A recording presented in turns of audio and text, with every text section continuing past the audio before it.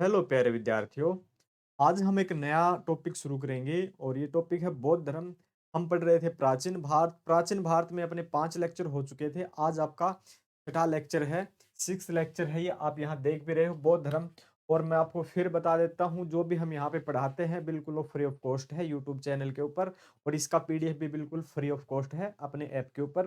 PDF के लिए आपको ऐप शिक्षा युग 2.0 डाउनलोड करना पड़ेगा, वहां से आप अपना फ्री पीडीएफ ले सकते हो। कंटेंट आपके लिए इतना सुटेबल, इतना बनाया है कि आप अच्छे से पढ़ सको। इसमें जो जो पॉइंट जरूरी होते हैं, महत्वपूर्ण होते हैं, सभी को हाईलाइट किया है। आपको कोई दिक्कत ना आए, आपकी पढ़ने में अच्छी रुचि हो, इसलिए सभी पॉइंट जो इंपॉर्टेंट होते हैं उनको हाईलाइट किया गया है। ये पीडीएफ आप बिल्कुल फ्री ऑफ कॉस्ट डाउनलोड कर सकते हो, जैसे कि आप देख रहे हो मेरे साथ साथ। और यहाँ जो भी हम टॉपिक पढ़ा रहे हैं वो पूरा का पूरा कंप्लीट पढ़ाएंगे, कोई भी पॉइंट आपका छूटेगा नहीं। और इस कंप्लीट टॉपिक के बाद आपके पास जो भी कोई बुक, वहाँ से एमसीक्यू प्रैक्टिस कर सकते हैं। जल्दी ही हम भी एक नई प्रैक्टिस सीरीज शुरू करेंगे जो पढ़ाते हैं उसके एमसीक्यूज की। जब तक हम नहीं करते हैं तब तक आप अपनी खुद की कर सकते हैं प्रैक्टिस सीरीज शुरू। और ये कंटेंट आपको बिल्कुल फ्री ऑफ कॉस्ट मिल जाएगा। और जितने पीछे के लेक्चर हुए हैं उसके लिए आप अपना इस पे विजिट करें शिक्षा युग यूट्यूब चैनल पर। और फुल वीडियो लेक्चर आप वहां से देख सकते हैं। सब्सक्राइब करें अपने चैनल को और ऐप शिक्षा युग 2 को डाउनलोड करें पीडीएफ के लिए। और आज का अपना विषय है बौद्ध धर्म से संबंधित। यह है एक नया धर्म, बौद्ध धर्म। हम पढ़ रहे थे प्राचीन भारत, और प्राचीन भारत में आपने पढ़ा था कि एक पाषाण काल आता है, एक सिंधु घाटी सभ्यता का समय आता है, एक वैदिक सभ्यता का समय आता है। एक वैदिक सभ्यता में दो भाग हो जाते हैं, एक ऋग्वैदिक काल होता है, एक उत्तर वैदिक काल होता है। अब उत्तर वैदिक काल में आपने देखा था कि 4 वर्ण डिवाइड हो जाते हैं, यानी बट जाते हैं। एक ब्राह्मण, एक वैश्य, एक क्षत्रिय और एक शूद्र। उसके बाद आता है दो धर्म आते हैं जो काफी जल्दी ही उदय होता है और काफी जल्दी ही देखते उनका विस्तार हो जाता है। एक का नाम है बौद्ध धर्म और दूसरे का नाम है जैन धर्म। ऐसी क्या परिस्थितियां रही होंगी उस समय पे कि जब ब्राह्मण धर्म होता है, जो धर्म है जाति है, उसके बावजूद भी ये जो नए धर्म आते हैं इनका उदय होता है और देखते ही देखते इनका विस्तार पूरे संपूर्ण भारत में हो जाता है। तो ये एक सोचने का विषय हो जाता है कि ऐसी परिस्थितियां क्या रही थी कि एक नया धर्म का उदय होता है और उसका विस्तार भी होता है। तो ये बौद्ध धर्म है, दो धर्म है, जैन धर्म और बौद्ध धर्म। आज के लेक्चर में हम पढ़ेंगे बौद्ध धर्म। इसमें जितने भी आपके पॉइंट्स होते हैं, कहानी होती है कि एक आदमी है, कोई भी एक सामान्य सा, बाद में वो एक बड़ा आदमी बन जाता है, एक अच्छे संघर्ष के अपनी तपस्या के माध्यम से। आप जैसे अपनी तपस्या करते हो यूपीएससी के लिए, पीसीएस के लिए, जैसे भी। तो यहाँ पे जो भी आता है वो एक साधारण इंसान ही होता है। लेकिन एक बात अलग होती है कि वो उसके कठिन संघर्ष के बाद वो वहां से उठ के एक ऊपर लेवल पे चला जाता है, जहां से उसको भगवान की उपाधि भी दी जाती है। जैसे कि हमारे क्रिकेटर सचिन तेंदुलकर एक अच्छे खिलाड़ी हैं, लेकिन उनकी शालीनता और सादगी के साथ उनको क्रिकेट का भगवान कहा जाता है।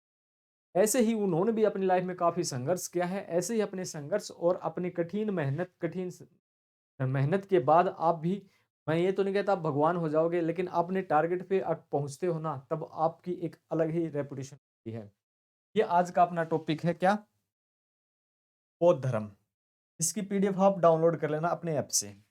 उस समय कैसी परिस्थितियां थी, क्या हालात थे, अब ये बौद्ध धर्म की स्थापना किसने की थी, इसका जन्म कब हुआ था, इन्होंने क्या-क्या इनकी लाइफ में, इनके जीवन में क्या-क्या घटनाएँ उचित हुई न, क्या-क्या घटनाएँ घटी थी, जहाँ से इनको प्रेरणा मिली, जहाँ से ये अलग अपने अलग हिसाब से चले। बहुत कुछ है, पॉइंट हो जाते हैं। आप जैसे कि एक सामान्य जीवन जी रहे हैं, आपको कोई व्यक्ति कुछ अलग बात बोल दे, वो आपको दिल को ठेस पहुँचा दे, जहाँ से आप अपनी लाइफ चेंज कर सकते हो, बदल सकते हो।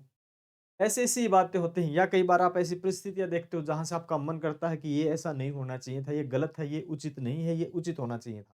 वहाँ से आप अपनी लाइफ में कुछ बदलाव करते हैं कि नहीं, आज तो हमने ऐसा देखा, आगे से हम ऐसा नहीं देखेंगे, हम खुद परिवर्तन लेके आएँगे। ऐसे-ऐसे युवाओं में जोश आता है, एक किसी भी उम्र में भी हो सकता है। तो ऐसे ही उस समय क्या होता है कि कर्मकांड जो भी है, आडंबर का सा थोड़ा-सा चल रहा है हिसाब-किताब। और अब क्या है कि जनता थोड़ी-सी त्रस्त है, तो अब 2 धर्म निकल के आते हैं, एक जैन धर्म और एक बौद्ध धर्म।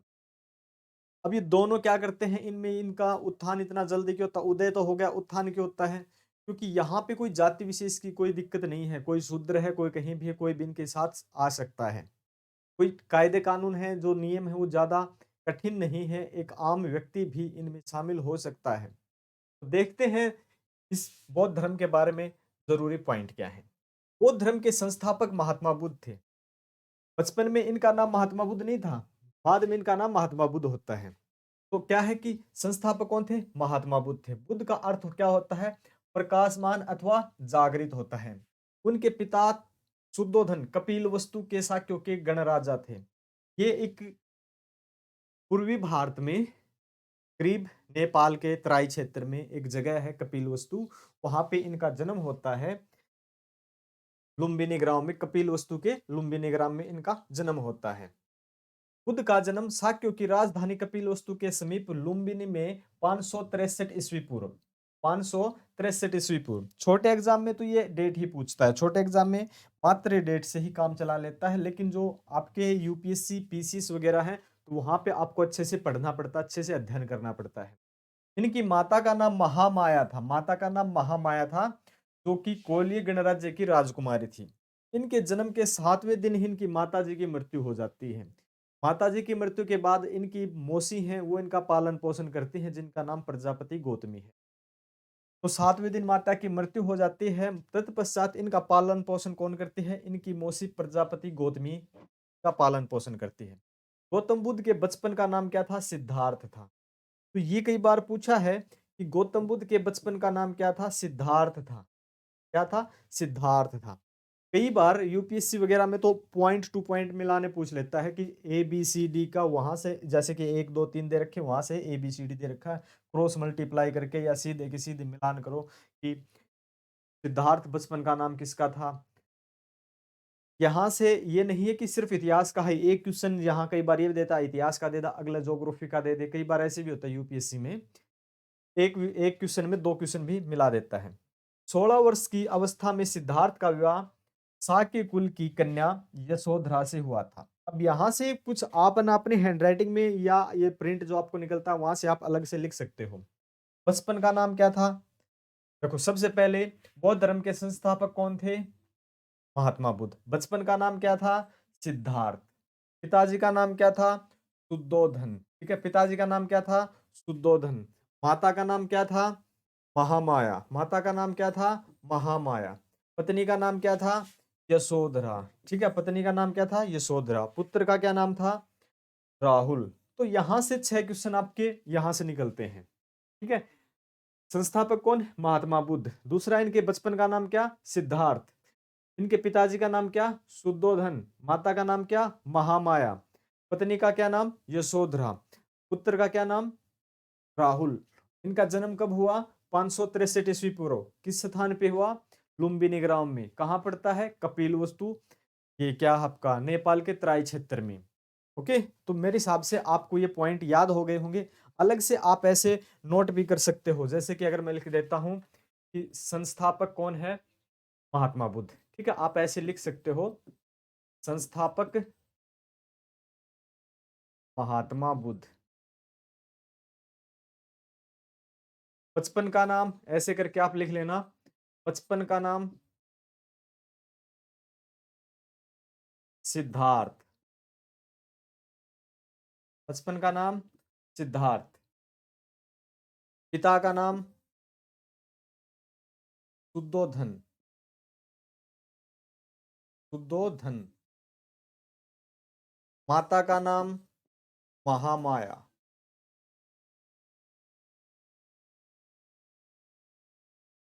महामाया। पत्नी का नाम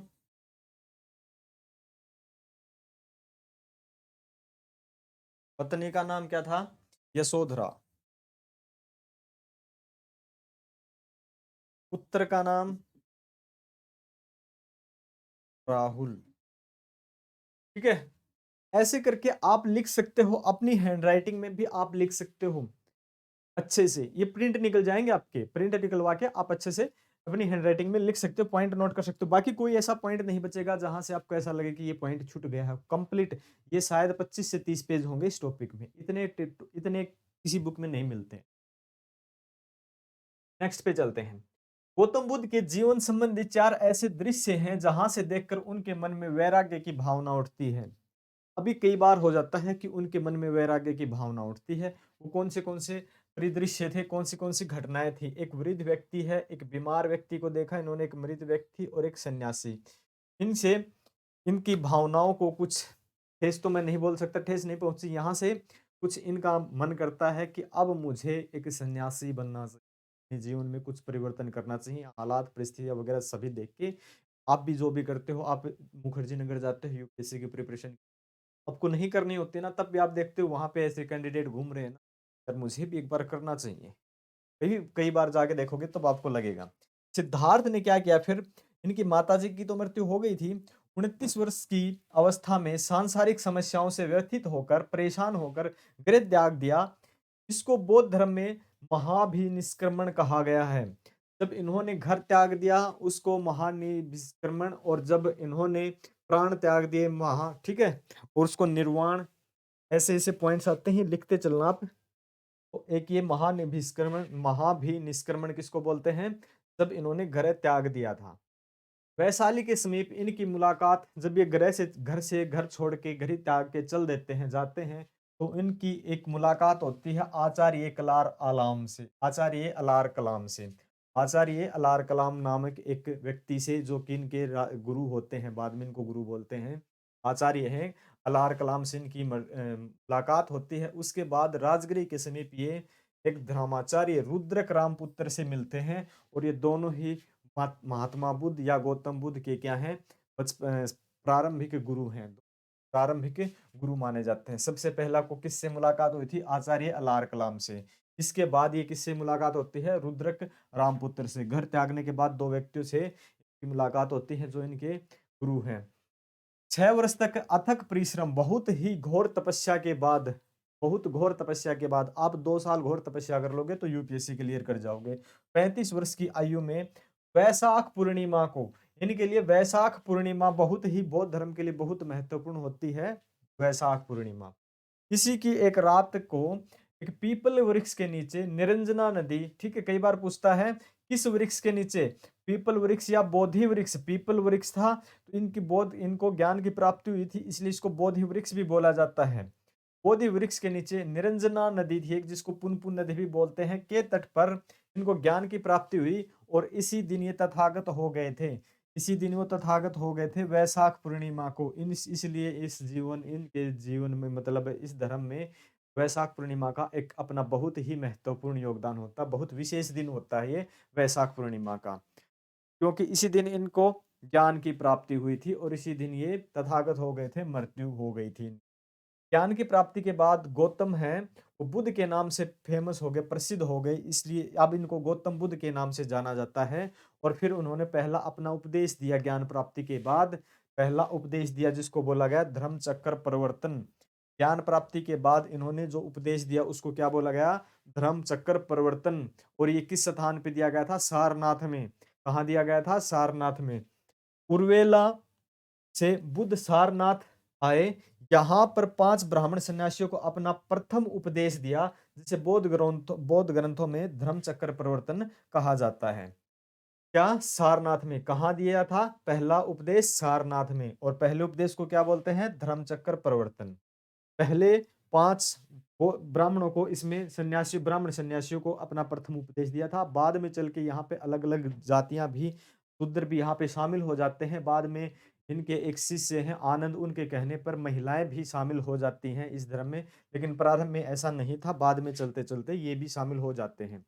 और ये इस धर्म का अच्छा खासा उत्थान होता है। लेकिन इनकी मृत्यु के बाद, ये जब मूर्ति पूजा का विरोध करते हैं, तो इनकी मृत्यु के बाद इसी धर्म के लोग मूर्ति पूजा पे फोकस करते हैं। इनको विष्णु का अवतार मानने लगते हैं, और फिर इस धर्म का भी धीरे-धीरे करके पतन होना प्रारंभ हो जाता है। सभी बातें अभी आगे चल के हम पढ़ेंगे। बुद्ध ने सर्वप्रथम तपस्सु एवं हल्लिक नामक 2 शूद्रों को बौद्ध धर्म का अनुयायी बनाया। शूद्र भी पहले नहीं थे, लेकिन शूद्रों को इन्होंने मिलाया। पहला कौन था? तपस्सु, और दूसरा कौन था? भल्लिक। ये कौन थे? ये शूद्र थे। अब जो यहाँ पे जो अपना धर्म चल रहा था, कौन सा? जो कि यहाँ पहला सनातन धर्म था। हिंदू नाम से कोई वहाँ पे कोई शब्द यूज नहीं किया गया है, कोई भी। वहाँ सिर्फ 4 वर्ण विशेष हैं। एक आपका ब्राह्मण, एक आपका क्षत्रिय, एक आपका वैश्य और एक आपका शूद्र। तो शूद्रों को वंचित कर दिया गया था, आपने देखा होगा उत्तर वैदिक काल में। तो अब इनकी स्थितियां ज्यादा ही खराब हैं, तो इनको कोई साहस देगा, सहारा देगा तो ये उधर को जाएंगे। जैसे कि 2018 में हिसार के हरियाणा में, ठीक है, हरियाणा के हिसार में भी बहुत से लोगों ने बौद्ध धर्म को अपना लिया था। वो शायद कुछ अलग ही जाति से थे। तो ऐसे ऐसे आज भी ऐसे विषय चलते रहते हैं। अगर उनको सभी को बराबरी का अगर दर्जा दिया जाए आज के समय में भी या पहले भी दिया जाता, तो ऐसा बंटवारा नहीं होता जाति विशेष का, वर्ण विशेष का। क्योंकि पहले जो वर्ण विशेष था वो उनके जन्म के आधारित नहीं था, कर्म के आधार पे हुआ करता था। लेकिन बाद में उत्तर वैदिक काल में वो वर्ण आधारित के बजाय जन्म आधारित हो गया, जिससे ये जो भी धर्म है उसका लोप होना प्रारंभ हो जाता है। बुद्ध के राजगृह पहुंचने पर बिंबिसार बिंबिसार ठीक है, बिंबिसार वहां के शासक थे, राजा थे। बिंबिसार ने उनका स्वागत किया और वेणुवन विहार, एक जगह थी वेणुवन विहार, उनको दान में दे दिया। राजगृह में ही सारी पुत्र महामोदलायन, उपाली, अभय आदि इनके शिष्य बने। कुछ और व्यक्ति भी थे, इनकी शिक्षाओं से प्रभावित होके इनके अनुयायी हो गए, इनके अनुयायी ये हो जाते हैं। ज्ञान प्राप्ति के 8वें वर्ष, ज्ञान प्राप्ति जब हुई थी 35 वर्ष की अवस्था में, उसके 8 वर्ष बाद वैशाली की लिच्छवियों ने बुद्ध को वैशाली आमंत्रित किया। तो वैशाली के लिच्छवियों ने यहाँ पे बुद्ध को वैशाली में आमंत्रित किया तथा कूट- कूटाग्रशाला नामक विहार, कूटाग्रशाला नामक एक विहार दान में दिया। अपने शिष्य आनंद के कहने पर, इनका एक शिष्य था आनंद, आनंद के कहने पर बुद्ध ने वैशाली में महिलाओं को संघ में प्रवेश किया। इससे पहले महिलाओं को संघ में प्रवेश नहीं दिया जाता था। और प्रवेश के बाद प्रजापति गौतमी पहली भिक्षुणी बनी। प्रजापति गौतमी कौन? इनकी मौसी सबसे पहले शामिल हुई। कौशाम्बी का शासक उदयन बौद्ध भिक्षु पिंडोला भारद्वाज के प्रभाव से बौद्ध बन गया तथा घोषिताराम विहार भिक्षु संघ को प्रदान किया। तो यहाँ पे ये जो राजा वर्ग के जो लोग हैं वो भी इनको काफी महत्व देते हैं। और काफी महत्व देने के बाद ये भी एक पॉइंट होता है कि अगर वहाँ के शासक भी इनको अच्छा महत्व देते हैं, कुछ सुविधाएं देते हैं, तो उस धर्म का उत्थान होना लाजमी है। आगे चल के यहाँ के जो शासक हैं, ये शासक बदल जाते हैं, दूसरे शासक होते हैं। शासक बदलने पर क्या होता है, वो इनको कम प्रोत्साहन देते हैं, तो इनका पतन का एक ये कारण भी आगे चल के हो जाता है। अगले पॉइंट पे चलते हैं, महापरिनिर्वाण। महापरिनिर्वाण क्या है कि जब इनकी मृत्यु हो जाती है तो क्या बोलते हैं, महापरिनिर्वाण। बुद्ध ने अपने जीवन की अंतिम वर्षा ऋतु वैशाली में ही बिताई थी। अंतिम जो वर्षा ऋतु थी कहाँ बिताई थी? वैशाली में। महात्मा बुद्ध अपने जीवन के अंतिम पड़ाव में हिरणावती नदी के तट पर, किस नदी के तट पर?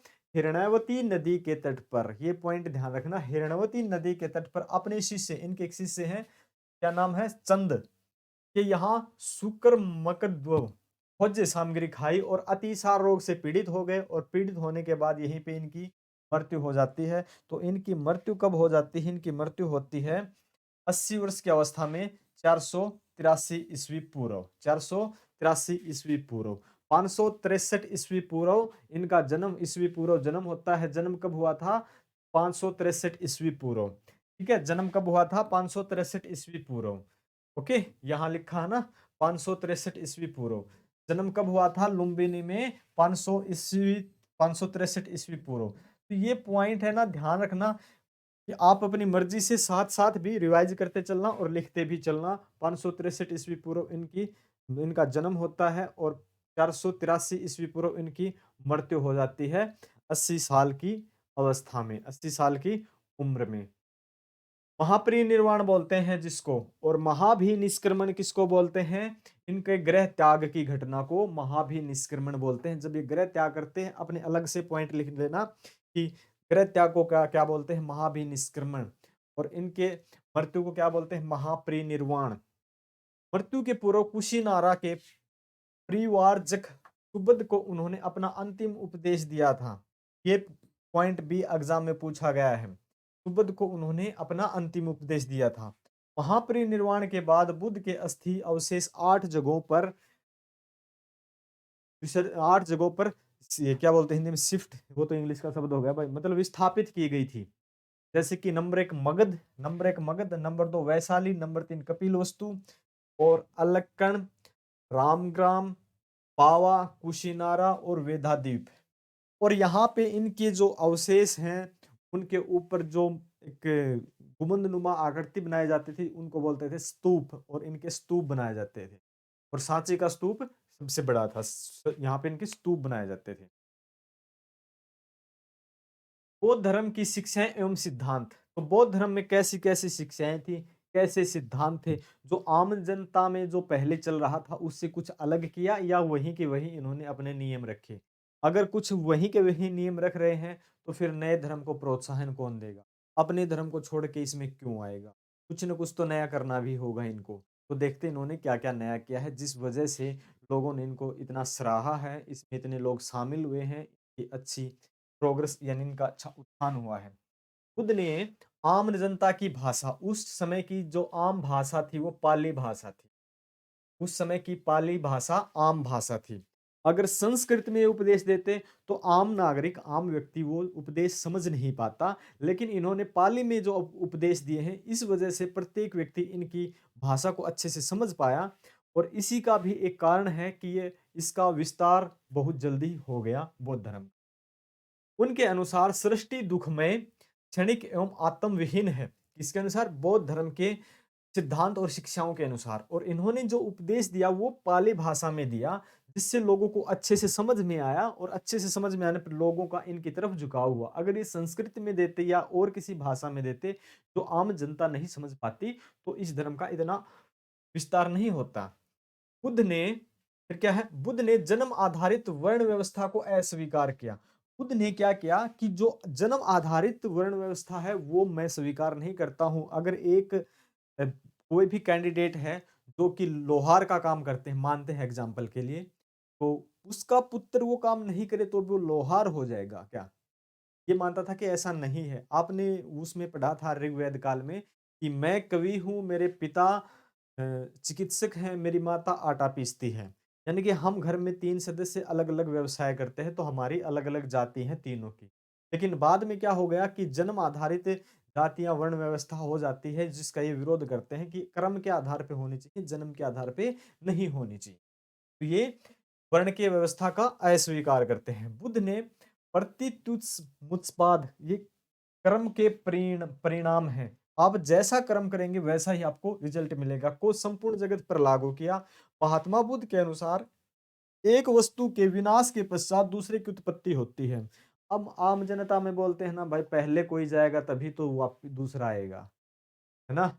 अब कोई मरेगा बूढ़ा होके, उसी का तो जन्म होके दोबारा आएगा।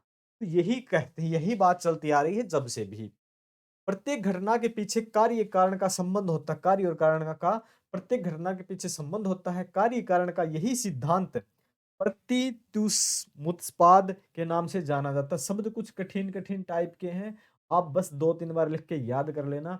यूपीएससी में इन शब्दों का महत्व होता है, सामान्यतः एग्जाम में इनका महत्व नहीं होता है। सामान्य विद्यार्थी इसको, कहानी को समझने के लिए इस वीडियो को देखें और पीडीएफ को डाउनलोड करें।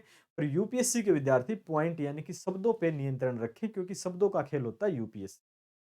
डायरेक्ट ये भी पूछ लेता है कि प्रतिमुत्पाद का संबंध किस धर्म से है? बौद्ध से है, जैन से है, शैव धर्म से है, वैष्णव धर्म से है, या ऐसे पूछ सकता है इसका अर्थ क्या होता है? तो ऐसे भी हमें जानना जरूरी हो जाता है यूपीएससी के पॉइंट ऑफ व्यू से। बुद्ध ने निर्वाण प्राप्त करने को कहा, अर्थात इच्छाओं और तृष्णाओं से छुटकारा, जिससे जन्म मरण के बंधन से मुक्ति मिले। निर्वाण का अर्थ क्या होता है? निर्वाण का अर्थ सामान्यता होता है दीपक, यानी दिए का बुझ जाना, यानी कि दिया जब जलता है बुझ जाता है, यानी कि अब निर्वाण हो गया, जीवन समाप्त हो गया इनका। तो जीवन समाप्त से इनका तात्पर्य है जीवन मरण के चक्कर मुक्त हो जाना। बुद्ध ने मध्यम मार्ग को अपनाया। बुद्ध ने मध्यम मार्ग को अपनाया, मध्यमा प्रतिमा का उपदेश दिया। मध्यम मार्ग को अपनाया, मध्यम मार्ग को अपनाया बुद्ध ने। कई बार ये भी पूछता है किस मार्ग को अपनाया? मध्यम मार्ग को अपनाया। अब बौद्ध धर्म के त्रिरत्न है, कई बार पूछता है कि बौद्ध धर्म के त्रिरत्न, सामान्य एग्जाम में तो ये पूछता है बौद्ध धर्म के त्रिरत्न कौन से? तो कौन से हैं? संग धम बुद्ध, संग धम बुद्ध, 3 त्रिरत्न है और इसके साथ 4 हैं ये जो आर्य सत्य भी हैं। दुःख, दुःख समुदाय, दुःख निरोध और दुःख निरोधगामिनी प्रतिपदा। ये 4 आपके आर्य सत्य भी हैं और ये बौद्ध के 3 रत्न। ये डायरेक्ट एग्जाम में पूछता है बुद्ध धर्म के त्रिरत्न कौन से हैं? संघ, धम्म, ठीक है? संघ, धम्म, बुद्ध। अब है इनके 8 मार्ग है, जिनको बोलते हैं अष्टांगिक मार्ग। अष्टांगिक मार्ग है और ये क्या होता है, इनका महत्व क्या है, ये भी हम देखते हैं। ये पॉइंट सीधे याद करने के होते हैं एग्जाम में, यहीं से वन लाइनर, यानी कि आप जो प्री देते हो, यूपीएससी का प्री है या कोई भी एग्जाम है, objective question, multiple choice question आते हैं, वहां तो बस ये पॉइंट याद ही रखने होते हैं। मेंस के पॉइंट ऑफ व्यू से इनका कोई खास योगदान नहीं होता, लेकिन प्री के पॉइंट ऑफ व्यू से काफी योगदान होता है। सम्यक दृष्टि, वस्तु के वास्तविक स्वरूप की समझ होनी चाहिए। वस्तु के वास्तविक रूप की समझ क्या होती है? सम्यक दृष्टि। सम्यक संकल्प, लोभ, द्वेष या हिंसा से मुक्त होना चाहिए। किसी वस्तु का लोभ नहीं करना चाहिए, हिंसा नहीं करनी चाहिए, द्वेष नहीं करना चाहिए, तो क्या बोलते हैं? सम्यक संकल्प है। सम्यक वाक, अप्रिय वचनों का त्याग। आपको अप्रिय वचन नहीं बोलने चाहिए जहां से झगड़ा होए ना। ऐसी वाणी मत बोलिए जहां से झगड़ा होए, और उससे झगड़ा न करें जो हमसे तगड़ा होए। कि भाई कबीर की कोई नहीं है, मैं तो वैसे बता रहा हूँ, कभी सोचो कि कबीर ने लिखा था। कबीर अच्छी अच्छी बातें लिखते थे, ऐसी नहीं लिखी। सम्यक कर्मात, सम्यक कर्मात का मतलब होता है सत्कर्मों का अनुसरण, सात कर्मों का अनुसरण करना। सम्यक आजीव, सम्यक आजीव का मतलब आचार युक्त, सॉरी, सदाचार युक्त आजीविका। सदाचार यानी कि आप गलत प्रवृत्ति पे नहीं चलोगे। सम्यक व्यायाम, मानसिक और शारीरिक स्वास्थ्य। सम्यक व्यायाम का मतलब है आपका शरीर भी स्वस्थ हो, आप शरीर की देखभाल करो, दिमाग की भी देखभाल करो, आपका मतलब माइंड है जो अच्छे से साफ हो, काम काम करे, जल्दी काम करे। सम्यक स्मृति, सात्विक भाव हो। सम्यक समाधि, एकाग्रता हो। यहाँ आजकल एकाग्रता का तो विषय काफी चर्चा का रहता है। आजकल एकाग्रता से तो बच्चे काम करते ही नहीं है, दिमाग में कुछ और ही चलता है और करते कुछ और हैं। तो ये आप एकाग्रता के सम्यक समाधि से काम करें, आगे से ध्यान रखें। अगर आपको ये कोई पूछे कि आप कैसे काम करते हो, तो आप बोलो सम्यक समाधि से। आप ऐसा ना मत बोलो कि एकाग्रता से, बोलो सम्यक समाधि से, मतलब कुछ अलग सीखो। खुद के अनुसार अष्टांगिक मार्गों का पालन करने के उपरांत मनुष्य की भव तृष्णा नष्ट हो जाती है और उसे निर्वाण प्राप्त हो जाता है या बुझ जाता है, यानी कि उनका जन्म, समझ गए, स्वाहा हो जाता है। अब चलते हैं 10 सील। 10 सील क्या है? बौद्ध धर्म में निर्वाण प्राप्ति के लिए सदाचार तथा नैतिक जीवन पर अत्यधिक बल दिया गया है। अब सदाचार और नैतिक जीवन, एक पहले एक किताब हुआ करती थी स्कूल के समय में, मूल्यबोध नैतिक शिक्षा। आज के समय में उस बुक को खत्म कर दिया गया है, नहीं चलती है वो। और वो नहीं चलती है तो इसका मतलब है आज के समाज में, आज के जनरेशन में आप भी देखते हो कि बच्चों में मूल्य का बोध नहीं और नैतिक शिक्षा नहीं है। तो इन्होंने भी उस समय सदाचार और नैतिक जीवन पर काफी अत्यधिक बल दिया था। 10 सीलों का अनुशीलन नैतिक जीवन का आधार है। इन 10 सीलों को शिक्षापद भी कहा जाता है। ये 10 सील क्या-क्या हैं? अहिंसा, हिंसा नहीं करना, सदा सत्य बोलना, अस्ते चोरी नहीं करना। देखो अहिंसा करोगे, अहिंसा रखना, अहिंसा में विश्वास करना। गांधी जी ने भी कहा था मैं अहिंसा में विश्वास करता हूँ, मैं अहिंसावादी इंसान हूँ, यानी कि मैं लड़ाई झगड़े में विश्वास नहीं करता। उन्होंने कहा था कि हिंसा पशुओं का पशुओं की प्रवृत्ति है। लेकिन अगर आप विपिन चंद्रा पढ़ोगे, इसमें आपने मेंस के पॉइंट ऑफ व्यू से पढ़ना, वहाँ गांधी जी ने एक बात ये भी लिखी थी कि अगर मेरे सामने कभी ऐसी 2 परिस्थितियाँ उत्पन्न हो जाएँ कि मुझे अहिंसा का त्याग करना पड़े और उसमें हिंसा या फिर कायरता का चुनाव करना पड़े, तो मैं फिर कायरता को छोड़ हिंसा का चुनाव करूँगा। ये बात गांधी जी ने भी कही थी। अगर यहाँ अहिंसा का तो त्याग ही करना पड़ेगा, अब 2 ही ऑप्शन बचे हैं, या तो हिंसा करो या कायरता को स्वीकार करो। गांधी जी ने भी कहा था, अगर ऐसी परिस्थितियाँ मेरे सामने हो, तो फिर मैं हिंसा का ही चुनाव करूँगा, कायरता का नहीं। तो इन्होंने कहा था अहिंसा, अहिंसा नहीं करनी चाहिए। लेकिन जब आपके सामने ऐसी परिस्थितियाँ हो जाए, तो गांधी जी ने भी ऐसा कहा है। जब आप विपिन चंद्रा पढ़ोगे, मतलब आधुनिक भारत, जो कि आपका यूपीएससी के मेंस के पॉइंट ऑफ व्यू से बहुत महत्वपूर्ण है, स्पेक्ट्रम से भी अच्छी बुक मानी जाती है वो, तो उसमें ऐसा लिखा गया है। नेक्स्ट पे चलते हैं। अपरिग्रह, किसी प्रकार की संपत्ति न रखना। भाई आजकल तो सबसे ज्यादा मुद्दा इसी पे चलता है, ज्यादा से ज्यादा संपत्ति।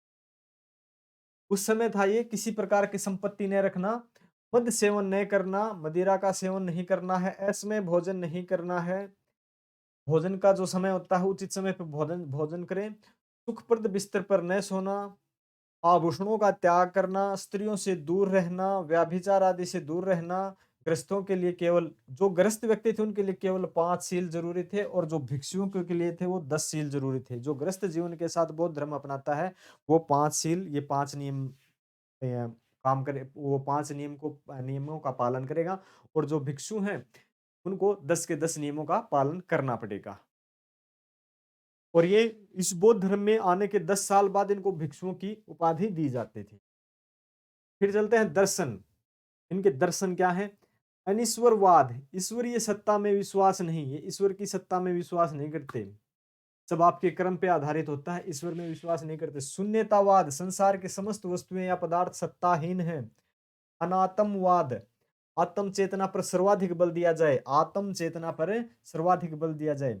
क्षणिकवाद, संसार में कोई भी चीज स्थिर नहीं है, संसार में कोई भी चीज स्थिर नहीं है, हर समय परिस्थितियां चेंज हो रही हैं, हर समय परिस्थितियां चेंज हो रही हैं। बौद्ध संघ और कार्य प्रणाली, बौद्ध की संघ और कार्य प्रणाली कैसी थी, अब चल के आगे देखते हैं बौद्ध की। अब तक जो हमने पढ़ा है, अपने सामान्य तबुक में क्या होता है, बुद्ध का जन्म कब हुआ था, मृत्यु कब हुई थी, उनकी माता का नाम क्या था, पिता का नाम क्या था, उन्होंने कब प्राण त्यागे थे, कहाँ उपदेश दिया था, पहले उपदेश को क्या बोलते हैं, ऐसी ऐसी बातें पढ़ के हम आगे निकल जाते हैं। लेकिन अगर आपको अच्छे से पढ़ना है तो पूरे के पूरे पॉइंट पढ़ने पड़ेंगे, उस समय की दशाएं कैसी हैं। अब कोई राजा के बारे में, मतलब कोई भी शासन के बारे में पढ़ रहे हैं, जैसे मौर्य साम्राज्य हो या कोई काल हो, वैदिक काल, ऋग्वैदिक काल, जो भी आप पढ़ रहे हो, उसमें राजनीतिक व्यवस्था कैसी है, सामाजिक व्यवस्था कैसी है, धार्मिक व्यवस्था कैसी है, आर्थिक व्यवस्था कैसी है, तो ये हमें बहुत कुछ पढ़ना पड़ता है। लेकिन ये जो एक एक दो पॉइंट पढ़ के आप निकल जाते हो तो यहाँ से एग्जाम क्रैक होने की संभावना आपकी न के बराबर रहती है। अगर सभी के सभी आप पॉइंट अच्छे से पढ़ के चलोगे तो आपके अच्छे मार्क्स भी आ जाएंगे, अच्छा आपको ज्ञान भी होगा। संघ में प्रविष्ट होने के जो कैंडिडेट संघ में शामिल होता था उसको बोलते थे उपसंपदा, ठीक है, उपसंपदा, उपसंपदा कहा जाता था। और संघ की सदस्य लेने वालों को पहले श्रमण कहा जाता था, पहले श्रमण। और जब इसके 10 साल हो जाते थे, 10 साल के बाद वो भिक्षु हो जाता था। ऐसे नहीं है कि आज उन्होंने बौद्ध धर्म अपना लिया तो वो बौद्ध भिक्षु हो गया, वो श्रमण है, वो बौद्ध भिक्षु नहीं है। 10 साल के बाद वो बौद्ध भिक्षु होगा, 10 साल के बाद वो बौद्ध भिक्षु हो जाएगा। और बौद्ध भिक्षु होने के लिए यानी कि ये नियम भी हैं 10। अब है संघ में अल्पवयस्क वैलिड नहीं थे। रुकना भाई, आंखों में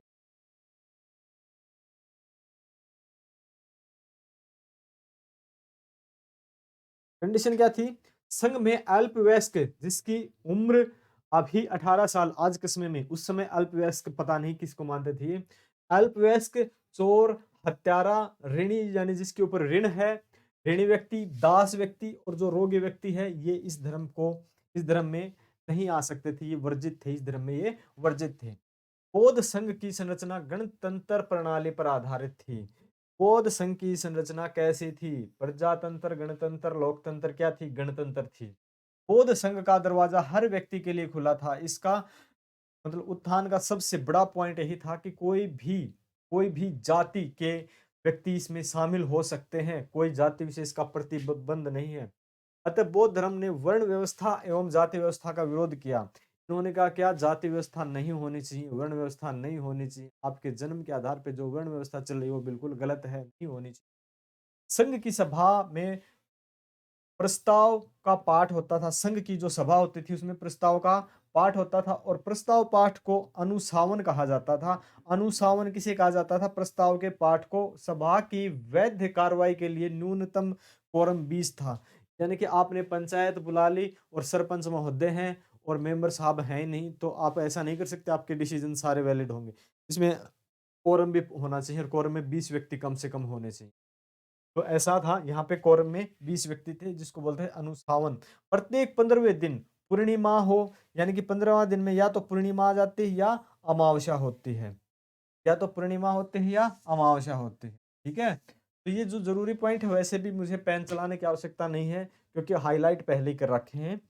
पूर्णिमा या अमावस्या को सायं उपोस्त नामक सभा होती थी, जिसमें पातिमोक्ष का पाठ किया जाता था, यानी कि किसी व्यक्ति ने गलती जाने अनजाने में कोई भी गलतियां की हैं, कोई भी पाप किया, उसके मोक्ष के लिए यहाँ पाठ किया जाता था। अगर जिसने कोई गलती की है तो अपनी गलती को स्वीकार करे। सभा के जो सीनियर सदस्य हैं, क्या बोलते हैं उनको, वरिष्ठ सदस्य हैं, वो डिसीजन देंगे, डिसीजन लेंगे कि आपको क्या सजा दी जाए या नहीं दी जाए। कुछ ऐसी प्रकार की प्रवृत्तियां थी। विनय पिटक की पाठ मठ संबंधी सूची है, जिसमें 226 प्रकार के अपराधों और उनके प्रायश्चित करने की सूची दी गई है। इस सभा में प्रत्येक सदस्य इसके माध्यम से स्वयं नियमों का उल्लंघन को स्वीकार करता था कि मैंने कोई नियम का उल्लंघन किया है या नहीं किया, किया है तो वहां पे स्वीकार करना होता था अपने आप, मैंने ये गलती से जाने अनजाने में इस नियम का उल्लंघन किया है। और गंभीर अपराध पर, सामान्य अपराध पर नहीं, गंभीर अपराध पर वयस्कों एवं वृद्धों की समिति विचार करती थी और सदस्यों को प्रायश्चित करने या संघ से निकालने की आज्ञा देती थी कि प्रायश्चित के लिए आपको क्या करना पड़ेगा, आप प्रायश्चित कर पाओ, या फिर बोल देते हैं कि आपको संघ से ही निकलना पड़ेगा, संघ से निकाल भी सकते थे। गंभीर अपराध के लिए, सामान्य अपराध के लिए नहीं, गंभीर अपराध के लिए। पौधों के लिए महीने के 4 दिन, पौधों के लिए महीने के 4 दिन, अमावस्या, पूर्णिमा और 2 चतुर्थी दिवस उपवास के दिन होते थे। बौद्धों का सबसे पवित्र एवं महत्वपूर्ण दिन या त्योहार वैशाख की पूर्णिमा है। कौन सा है? वैशाख की पूर्णिमा। इनको ज्ञान की प्राप्ति हुई थी इस दिन, और इनका जन्म हुआ था, ज्ञान की प्राप्ति हुई थी और इनका महापरिनिर्वाण, मृत्यु हुई थी। इस दिन अत्यधिक महत्व ये है, इसलिए है क्योंकि इसी दिन बुद्ध का जन्म हुआ था, बुद्ध का जन्म भी इसी दिन हुआ था, ज्ञान की प्राप्ति भी इसी दिन हुई थी और महापरिनिर्वाण भी इसी दिन हुआ था। तीनों की तीनों घटनाएं वैशाख की पूर्णिमा को हुई थी, इसलिए ये दिन बहुत महत्वपूर्ण होता है इनके जीवन में, बौद्ध धर्म के जीवन में। बौद्ध धर्म के अनुयायी 2 वर्गों में विभक्त थे, एक भिक्षु और एक उपासक। और जो महिलाएं होती थी उनको भिक्षुणी बोलते थे और उपासिकाएं बोलते थे। गृहस्थ जीवन में रहकर बौद्ध धर्म मानने वाले लोगों को उपासक कहा जाता था। क्या था कि जो 10 शील थे उनमें से अगर 5 को वैलिड करके, 5 का नियम करके जो गृहस्थ जीवन जीते वक्त भी बौद्ध धर्म के नियमों का, 5 नियमों का पालन करते हैं, उनको उपासक और महिलाओं को उपासिकाएं बोला जाता था। और जो 10 साल के बाद, यानी कि जो पूर्ण रूप से ही बौद्ध धर्म में है, गृहस्थ जीवन नहीं जी रहे हैं, तो 10 साल के बाद उनको क्या बोला जाता था? भिक्षु। और जो महिलाएं होती थी वो क्या बोली जाती थी? भिक्षिकाएं। तो ये अनमैरिड क्वालिटी के लोग हैं, ये परिवार वाले क्वालिटी के लोग हैं, मैरिड वाले, शादीशुदा। बौद्ध साहित्य के अंदर क्या है? महात्मा बुद्ध के महापरिनिर्वाण के उपरांत, यानी कि मृत्यु के उपरांत आयोजित विभिन्न बौद्ध संगीतियां, यानी कि बौद्ध सभाएं की गई हैं। संगीतियों में संकलित किए गए त्रिपिटक संभवतः सर्वाधिक प्राचीन ग्रंथ हैं। जो त्रिपिटक हैं वो सर्वाधिक प्राचीन ग्रंथ हैं। ये त्रिपिटक हैं सुत्त पिटक, विनय पिटक और अभिधम पिटक। ये तीनों के तीनों नाम याद रखना। कौन से 3 पिटक हैं? सुत्त पिटक, विनय पिटक और अभिधम पिटक। सूत पिटक, विनय पिटक और अभिधम पिटक। सूत पिटक के अंदर क्या है देखते हैं। सूत पिटक, सूत का शाब्दिक अर्थ होता है धर्मोपदेश, धर्म का उपदेश, धर्म का उपदेश। सूत पिटक में क्या है? धर्मोपदेश। अब तक आपने जो सामान्यतः बुक पढ़ी, कोई ल्यूशन ट्यूशन वगैरह, उनमें इतनी अच्छी बातें नहीं होती हैं, सामान्यतः इतनी बातें नहीं देता है। आज यहाँ देख लो आप क्या क्या दिया जाएगा। सुत्त पिटक में बौद्ध धर्म के सिद्धांतों का उल्लेख मिलता है। सुत्त पिटक का है क्या है? धर्म का उपदेश। और सुत्त पिटक में बौद्ध धर्म के सिद्धांतों का, बौद्ध धर्म के जो सिद्धांत हैं इनका उल्लेख मिलता है। सुत्त पिटक की रचना आनंद ने की थी। आनंद इनका क्या था? शिष्य था और अनुयायी था, और इन्हीं के कहने पर बौद्ध धर्म में महिलाओं को शामिल किया गया था, जिसमें प्रजापति गौतमी पहली शामिल होने वाली महिला थी। विनय पिटक नंबर 2 पे चलते हैं। विनय पिटक, विनय पिटक के अंदर क्या है?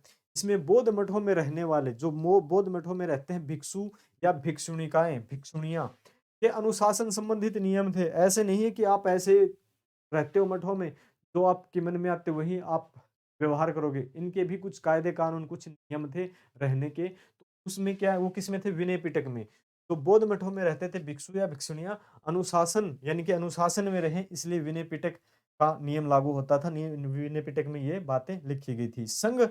बौद्ध संघ की कार्य प्रणाली की व्यवस्था भी इसी ग्रंथ में है। बौद्ध संघ संघ की जो कार्य प्रणाली थी वो भी विनय पिटक में है। और धर्म का उपदेश किसमें है? सुत्त पिटक में। और इसकी रचना किसने की थी? उपाली ने की थी। किसने की थी? उपाली ने। अब ये भी एग्जाम में पूछ सकता है, विनय पिटक की रचना किसने की थी? उपाली ने। सुत्त पिटक की रचना किसने की थी? आनंद ने। आनंद है ये, आनंद महिंद्रा नहीं है, कभी आनंद। अभी आता तीसरे नंबर पे अभिधम पिटक। तीसरे नंबर पे कौन आता है? अभिधम पिटक। अभिधम पिटक में क्या होता है? अभिधम पिटक में अभिधम पिटक में क्या? इसमें महात्मा बुद्ध के उपदेशों एवं सिद्धांतों तथा बौद्ध मतों की दार्शनिक व्याख्या की गई है। इसके अंदर उपदेश, सिद्धांत और बौद्ध धर्मों की जो दार्शनिक है उसकी व्याख्या की गई है। एक मान्यता के अनुसार इस पिटक का संकलन अशोक के समय में संपन्न तृतीय बौद्ध संगति में मोगलीपुत्तिस्म ने किया था। ऐसी एक मान्यता है, कन्फर्म है या नहीं है इस बारे में हम कुछ नहीं कह सकते। ऐसा बता कि बौद्ध के यानी अशोक के समय तीसरी बौद्ध संगति हुई थी, उसमें मोगली मोगलीपुत्तिस्म ने किया था। नेक्स्ट पॉइंट पे चलते हैं, बौद्ध धर्म की लोकप्रियता का कारण।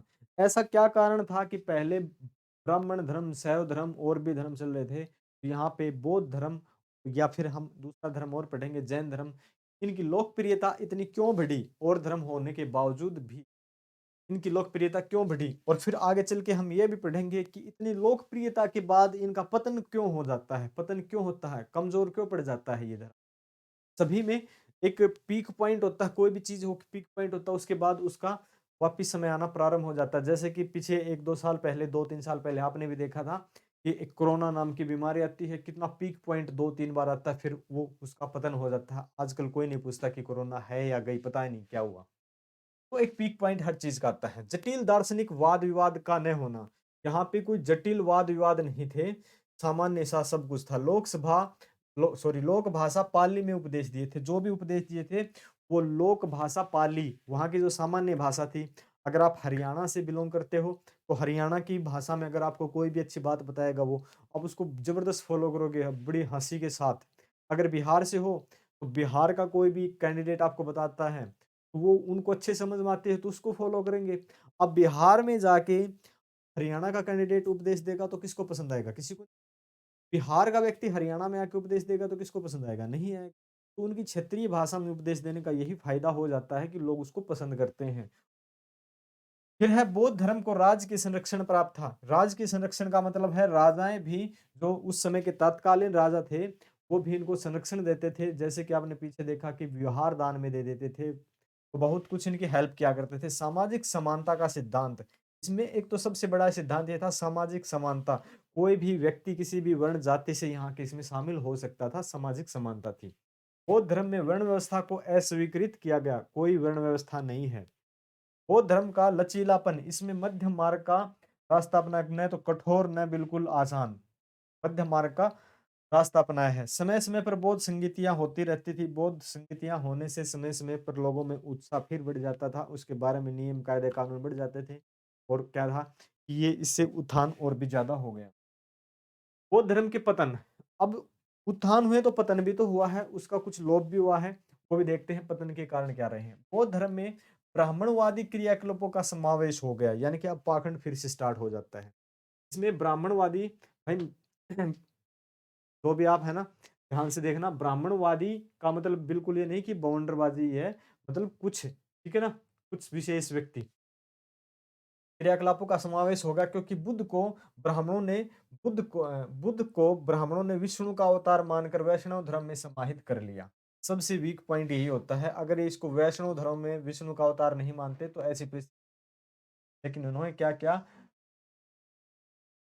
भगवान विष्णु का अवतार मान के और उसी में शामिल कर लिया। और वैसी ही प्रवृत्ति सामान्य जनता की भी वैसी ही हो जाएगी। जैसे कि एक बार आपने सोशल मीडिया पे शायद देखी होगी या नहीं देखी होगी, फोटो थी कोई, कहाँ की पता नहीं, कि कोई फोटो है, उसकी कुछ महिलाएं पूजा कर रही हैं, और जहाँ जो मूर्ति बनाई गई है पत्थर से, और वो है एक कुतिया के ऊपर लिखा हुआ है कुतिया महारानी माँ की जय। ऐसे भी कई बार आडंबर में घुस जाते हैं इंसान, वो समझ नहीं पाते हैं, कोई महत्व नहीं होता। और जब आडंबर की तरफ व्यक्ति घुस घुस जाते हैं तो वहां पे फिर उसका पतन होना प्रारंभ हो जाता है। अतः बौद्ध धर्म के अपनी विशिष्ट पहचान खो दी। जो अपने को, ठीक है, जो किसी चीज का अवतार नहीं मानते थे, मूर्ति पूजा नहीं मानते थे, सभी जातियों को समान मानते थे, वो अब क्या है, अब वो वैष्णव धर्म का, वैष्णव भगवान का अवतार मानने लगे हैं, उसमें वही समाहित हो जाते हैं। तो जो उनकी मूल पहचान थी, इस धर्म से अलग होके ही हमने अपनी कुछ अलग पहचान बनाई थी और हम भी फिर उसी में शामिल हो गए हैं। तो इसका मतलब अपना पतन तो होना फिर निश्चित है। आप भी अपने रुतबे में जिया करो, जो भी जैसी भी आपकी लाइफ है, जैसे भी आप जीते हो, आपकी जैसी प्रवृत्ति है वो आपकी दी बेस्ट है। ठीक है, उसमें थोड़ा सुधार करो अगर कोई दिक्कतें आती हैं। दूसरे की कॉपी मत करो कि दूसरे की कॉपी से आपका वो चल रहा है तो हम भी वैसे ही करेंगे, अपना भी उत्थान होगा। नहीं, आपकी प्रवृत्ति जैसी भी है वो सॉलिड है, आप उसको सुधार करो और उसी प्रवृत्ति पे काम करो। दूसरे की कॉपी से कुछ नहीं होता है। बौद्ध धर्म में कर्म कांडों का प्रारंभ हो गया, जहां पे कर्म कांडों का कोई जिक्र नहीं था, जिसका विरोध किया जाता था, अब वो कर्म कांडों का प्रारंभ हो गया। अनुष्ठान विधान, यानी कि वही पूजा पाठ, वही सब, तो फिर वही विलोप तो होना ही था, इनका पतन होना ही था। बौद्ध भिक्षुओं का आम लोगों से दूर जाना, बौद्ध भिक्षु थे वो आम लोगों से दूर चले गए। पाली भाषा त्याग कर संस्कृत में उपदेश होने लगे। अब जो भाषा सामान्यतः पाली थी उसमें उपदेश देते थे तो आम नागरिक को समझ में आता था, और जब ये संस्कृत में देते थे तो बहुत से व्यक्तियों को समझ में नहीं आता था, तो फिर वो उनको समझ में नहीं आया तो वो उनसे दूर जाने लगे। तो पतन होने का कारण ये भी हो गया। बौद्ध मठ एवं विहार कुरीतियों के केंद्र बन गए। अब जो रीतियां अच्छी थी, अच्छे वहां पे नियम थे। यहाँ देखो हमने एक बात पढ़ी थी कि विनय पिटक में, मठों में भिक्षु और भिक्षुणियों के लिए अनुशासन के लिए नियम बनाए थे, किसमें, विनय पिटक में। अब ये वाली प्रवृत्ति खत्म हो जाती है तो यहाँ पे कुरीतियां आ जाती हैं। कुरीतियां आने से क्या होगा, अब ये जहाँ पे अच्छी आदतें थी, अच्छी बातें बताई जाती थी, वो कुरीतियां सिखाएगा तो वहां फिर आम नागरिक नहीं जाएगा, उसका फिर क्या हो जाएगा, पतन ही होगा। और ये भी पतन में एक अहम योगदान था। बौद्ध मठों में अत्यधिक धन संचय होने लगा। यहाँ पे जो पहले कह रहे थे कि धन का इकट्ठा नहीं करना है, यानी कि धन परित्याग से मतलब था इनका, और बाद में धन इकट्ठा ज्यादा हो जाता है तो फिर लूट लूट खसोट का, चोरी डकैती का भी तो डर बना रहता है ना। तो यहाँ पे क्या हो गया, धन अत्यधिक संचय हो गया, जिस कारण आक्रमणीय कार्यों का भी ये शिकार हुआ। फिर जिनको पता है कि यहाँ इतने ज्यादा पैसे हैं तो वो लूटने के लिए तो आएंगे। राज्य के संरक्षण का अंत हो गया। जैसे शुंग, कणव, आंध्र सातवाहन वंश तथा गुप्त वंशी शासकों ने ब्राह्मण धर्म को संरक्षण प्रदान किया, बौद्ध धर्म को नहीं। उसके बाद के जो वंश आते हैं, जैसे शुंग वंश है, ये ब्राह्मण वंश है, कणव, आंध्र सातवाहन और गुप्त। गुप्त काल में मूर्तियां पूजा बनने, गुप्त काल में मंदिरों का निर्माण होना प्रारंभ हो जाता है। तो ये ब्राह्मण धर्म को ज्यादा महत्व देते हैं, इस धर्म को कम महत्व देते हैं, तो इस धर्म का पतन होना प्रारंभ हो जाता है। इनमें कारणों में से एक कारण ये भी है। परिणाम स्वरूप बौद्ध धर्म एक राष्ट्रीय धर्म न रहकर, पहले बौद्ध धर्म राष्ट्रीय धर्म था, अब ये न रहकर इस धर्म का पतन होने लगा। शैव धर्म से बौद्ध धर्म की प्रतिद्वंदता हुई। शैव धर्म और बौद्ध धर्म आपस में मतलब एक दूसरे के प्रतिद्वंदी हो गए। बंगाल के शैव शासक शशांक, जो बंगाल के शासक थे शशांक, इन्होंने बोधि वृक्ष को कटवा दिया। इन्होंने क्या कर दिया, बोधि वृक्ष को कटवा दिया। कहाँ पे, महात्मा बुद्ध को ज्ञान की प्राप्ति हुई थी। और बंगाल के शैव शासक शशांक ने, एग्जाम में पूछा जाता है, बोधि वृक्ष को किसने कटवाया था, किसने कटवाया था, शशांक ने। ये पॉइंट ऑफ एग्जाम के पॉइंट ऑफ व्यू से महत्वपूर्ण क्वेश्चन हो जाता है, ठीक है, ये इंपॉर्टेंट क्वेश्चन हो जाता है। शशांक ने बौद्ध वृक्ष को कटवाया, जो शैव धर्म का अनुयायी था, और यहाँ से ही इनका पतन होगा। फिर है अगला बौद्ध धर्म के संप्रदाय। बौद्ध धर्म के तीन संप्रदाय भी थे, हीनयान, महायान। ठीक है, दो तो मुख्य थे, महायान और हीनयान। बौद्ध धर्म मृत्यु के बाद, बुद्ध की मृत्यु के बाद, बौद्ध धर्म है वो दो भागों में बढ़ जाता है, एक हीनयान में और एक महायान में। अब जो धर्म एक ही विधि विधान पे, एक ही कायदे कानून पे चलता था, अब वो दो में बट गया। तो चाहे एक ही धर्म को मानते हो, आलोचना तो कहीं ना कहीं करेंगे, और आलोचना करने से एक आम जनता पर भी उनका अच्छा प्रभाव नहीं पड़ेगा, गलत प्रभाव ही पड़ेगा। आम व्यक्ति वहां आने के बजाय वहां से दूरी ही बना के चलेंगे। तो सातवें आठवीं शताब्दी के आते आते, एक ही क्या था, वज्र, पहले पढ़ते हैं वज्रयान। सातवीं आठवीं शताब्दी के आते आते बौद्ध धर्म के नियमों में और परिवर्तन आया। जो पहले नियम थे वो सारे बदलने लगे। अब परिणाम स्वरूप वज्रयान संप्रदाय का उदय हुआ। इस संप्रदाय के अनुयायी बुद्ध को अलौकिक शक्तियों का, इस लोक की शक्ति नहीं, अलौकिक शक्तियों का पुरुष मानते थे। इसमें तंत्र मंत्र पर बल दिया गया। जहां पे तंत्र मंत्र पर कुछ चर्चा ही नहीं थी, जिनका विरोध करते थे, वही लोग अब तंत्र मंत्र पर बल देने लगे। तो यानी कि अपनी आम प्रवृत्ति से वो छूट गए थे, दूसरी प्रवृत्ति में वो जाने लगे। खुद को देवी तारा से जोड़ दिया गया। खुद को देवी तारा से जोड़ दिया गया। किससे? देवी तारा से। वज्रयान साधु हुए साधना का प्रयोग करने लगे और पंचमकार जिसका विरोध किया जाता था उस पंचमकार की साधना करने लगे। पंचमकार में मध है, मास है, मैथुन है, मत्स्य है, मुद्रा है, इनकी साधना करने लगे जो कि जिनमें इनका वर्जित था। और वो जिन चीजों को वर्जित किया जाता था, आप वहीं पे वही काम कर रहे हो तो पतन होना तो लाजमी है। फिर यह संप्रदाय मुख्य रूप से फिर बाद में तिब्बत और चीन में विशेष रूप से प्रचलित हुआ। भारत के हिस्सों में इसका प्रचलन बंद होने लगा और ये तिब्बत और इसमें चीन में विकास हुआ इसका। अगला चलता है हीनयान संप्रदाय। हीनयान और महायान। हीनयान और महायान में दो अच्छी तरह बढ़ जाता है। हीनयान क्या है? रूढ़िवादी लोग। यहाँ पे रूढ़िवादी लोग हैं, वो बौद्ध प्राचीन आदर्शों को ज्यों का त्यों बनाए रखना चाहते थे। वे इसमें किसी प्रकार का सुधार व परिवर्तन नहीं चाहते, जिससे लोगों को संप्रदाय हीनयान कहा गया। यानी कि हीनयान के अंदर जो पुराने और जो रूढ़िवादी लोग थे वो प्राचीन आदर्शों को ज्यों का त्यों बनाए रखना चाहते थे। वो कुछ भी परिवर्तन और कुछ भी सुधार नहीं करना चाहते थे। आप जो जिंदगी में जी रहे हैं कुछ वहां पे प्रॉपर नहीं हो रहा तो आम आदमी भी चाहेगा कि कुछ सुधार किया जाए, कुछ परिवर्तन किया जाए। अगर आप समय के साथ परिवर्तन नहीं करते हो, सुधार नहीं करते हो, तो वो फिर आपका पतन का ही कारण बनता है। हीनयान का शाब्दिक अर्थ होता है निम्न वर्ग। हीनयान का क्या है? निम्न वर्ग। इसमें महात्मा बुद्ध को एक महापुरुष माना जाता था। महापुरुष माना जाता था। यह व्यक्तिवादी धर्म था। इसके अनुसार प्रत्येक व्यक्ति को अपने प्रयत्नों से ही मोक्ष प्राप्त करना चाहिए। अपने प्रयत्नों से ही मोक्ष प्राप्त करना चाहिए। यह मूर्ति पूजा एवं भक्ति में विश्वास नहीं करता था। ये मूर्ति पूजा एवं भक्ति में विश्वास नहीं करना था। ये इनकी ये तो अच्छी बात है भाई। मूर्ति पूजा और भक्ति में विश्वास नहीं करता था। इसकी साधना पद्धति अत्यंत कठोर है तथा यह भिक्षु जीवन का समर्थक है। तो अगर साधना प्रवृत्ति कठोर है तो फिर आम नागरिक इसमें शामिल नहीं होंगे। जो लचीली है, जो सरल है, मध्य मार्ग के, उसमें आम व्यक्ति शामिल हो सकता है। कठोर में हर व्यक्ति, प्रत्येक व्यक्ति नहीं जाना चाहेगा। इसका आदर्श था अहर्त पद को प्राप्त करना। इसके प्रमुख संप्रदाय हैं वैभाषिक और सौत्रांतिक। बाकी आप यहाँ से ध्यान रखें, इसमें महात्मा गांधी को महापुरुष माना गया है। और इसमें क्या एक दूसरा है कि ये भक्ति पे ये पॉइंट जरूरी हो जाता है।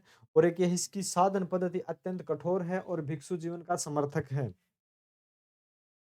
महायान का शाब्दिक अर्थ दूसरा कौन सा है? महायान। महायान का शाब्दिक अर्थ क्या है? महायान का शाब्दिक अर्थ हो जाता है उत्कृष्ट मार्ग। उत्कृष्ट मार्ग। इसमें उन्हें देवता माना गया। पहले में किसमें महात्मा बुद्ध को क्या माना गया था? इसमें देवता माना गया। यहाँ पे क्या माना गया? महापुरुष। और यहाँ पे क्या माना गया? देवता। वहां महापुरुष और यहाँ देवता, दोनों में डिफरेंस हो गया, अंतर हो गया। इसमें परोपकार एवं पर सेवा पर बल दिया गया। इसका उद्देश्य समस्त मानव जाति का कल्याण है। समस्त मानव जाति का कल्याण है। यह आत्मा एवं पुनर्जन्म में विश्वास करता है। ये आत्मा में विश्वास करता है, पुनर्जन्म में विश्वास करता है। उससे पहले आत्मा और पुनर्जन्म में विश्वास नहीं था।